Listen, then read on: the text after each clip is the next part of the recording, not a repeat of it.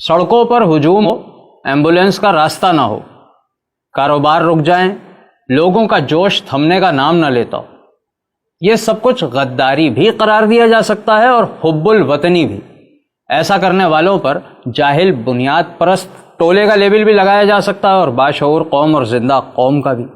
اور ایسا کرنے کا حکم دینے والوں کو دہشت گرد قرار دے کے 4تھ شیڈول میں بھی ڈالا جا سکتا ہے اور سچا اور بے باک لیڈر بھی قرار دیا جا سکتا ہے۔ بس فرق یہ ہونا چاہیے کہ یہ ہجوم کس کے کہنے پر اور کس مقصد کے لیے نکلا۔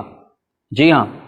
جمع ہونے والے اگر ناموس رسالت کے لیے جمع ہوئے ہوں تو وہ ملک کی اکانومی کی تباہی کا باعث، مریضوں کی موت کی وجہ اور ملک دشمن غدار ٹولہ قرار پائیں گے، لیکن اگر وہ عمران خان صاحب کی کال پر نکلے ہیں تو ان سے بڑا کوئی حب الوطن نہیں، اور اتنی دیر بند رہنے والے کاروبار نئے پاکستان کے لیے دی گئی قربانی شمار ہوگا، اور پھنسنے والی ایمبولینسوں میں پریشان ہونے والے غالباً شہید یا بچ گئے تو غازی۔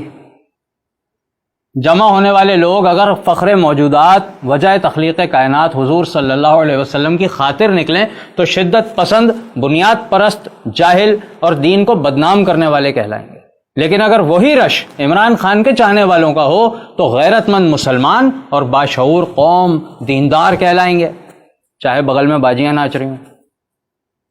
عوام کو سڑکوں پر لانے والا اگر فرانس اور دیگر گستاخوں کے خلاف احتجاج کے لیے سڑک پر لایا ہو تو وہ دہشت گرد ہوگا، جیل جائے گا، 4تھ شیڈول میں ڈالا جائے گا، میڈیا بلیک آؤٹ ہوگا۔